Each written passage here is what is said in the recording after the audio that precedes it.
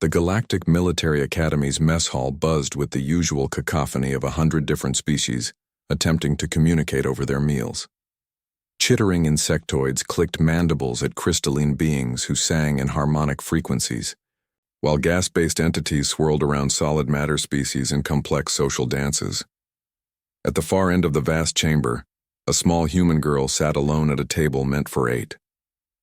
Cadet Sarah Chen, barely 18 standard years old and weighing perhaps 50 kilograms soaking wet, methodically worked her way through what the Academy generously called universal nutrition paste. Her dark eyes remained focused on a datapad, displaying tactical formations, seemingly oblivious to the stares and whispered conversations surrounding her. "Look at it," hissed Cadet Vextar, a towering Catherian whose obsidian carapace gleamed under the artificial lighting. His species had evolved from apex predators on a death world where the gravity was 3 times that of most civilized planets.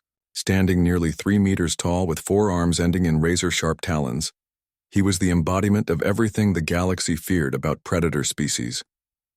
The humans send us their weakest. No claws, no natural armor, no enhanced strength. What kind of joke is this?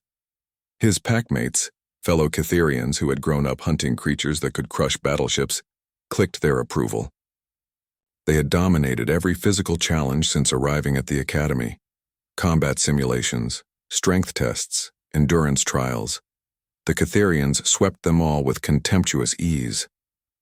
"Perhaps," rumbled Cadet Thorax, a grim whose species resembled walking mountains of muscle and bone, "the humans are testing our mercy, sending us something so pathetic we might feel compassion."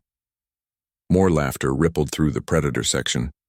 The herbivore species looked on nervously while the more diplomatic races tried to change the subject.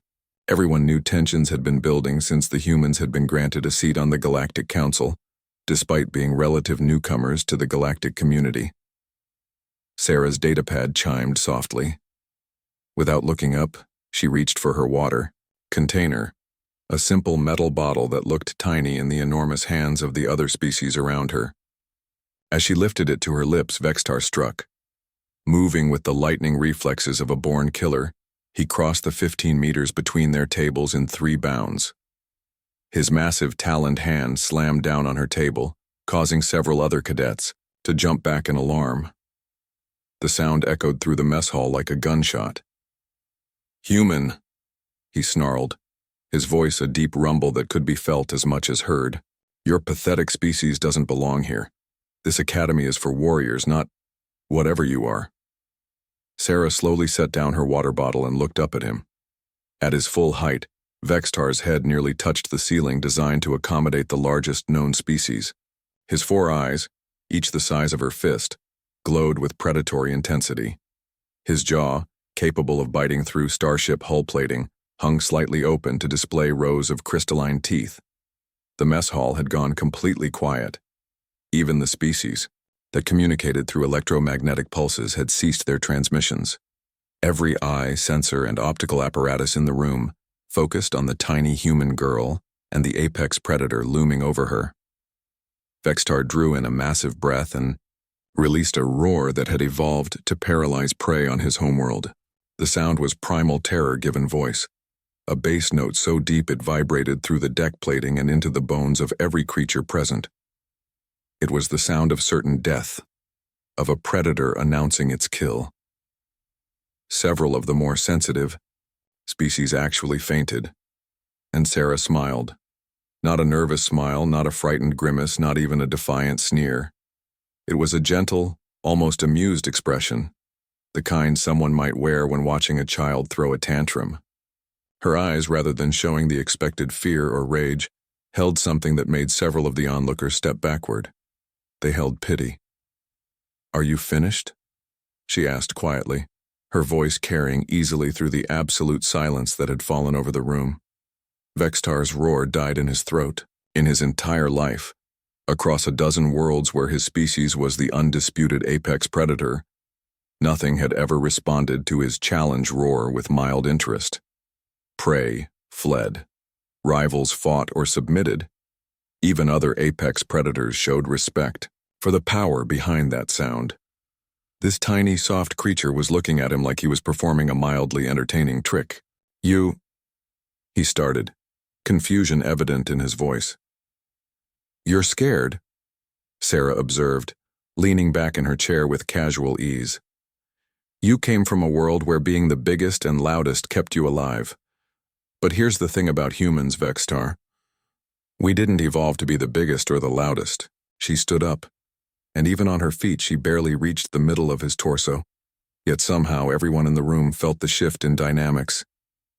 We evolved to be the smartest. And do you know what the smartest predator in the galaxy does when a big scary monster tries to intimidate them? The silence stretched impossibly thin.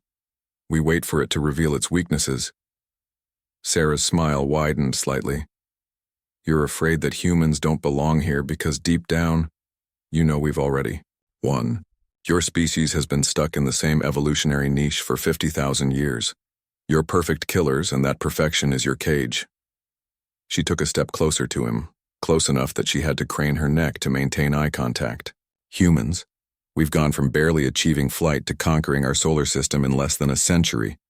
We've invented weapons that can crack planets and medicine that can resurrect the dead.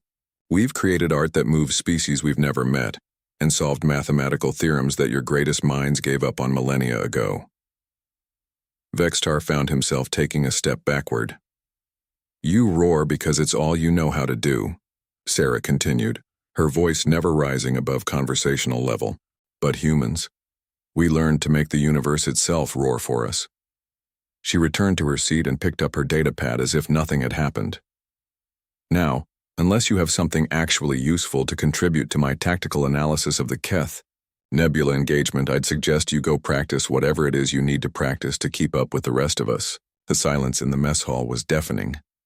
Then, from somewhere in the crowd came the sound of slow clapping. It was picked up by another being, then another, until the entire hall erupted in applause. Vextar, the most feared predator in his year group, stood frozen as a being barely tall enough to reach his lowest set of shoulders had just redefined everything. He thought he knew about strength. As the crowd began to disperse, whispered conversations started up again.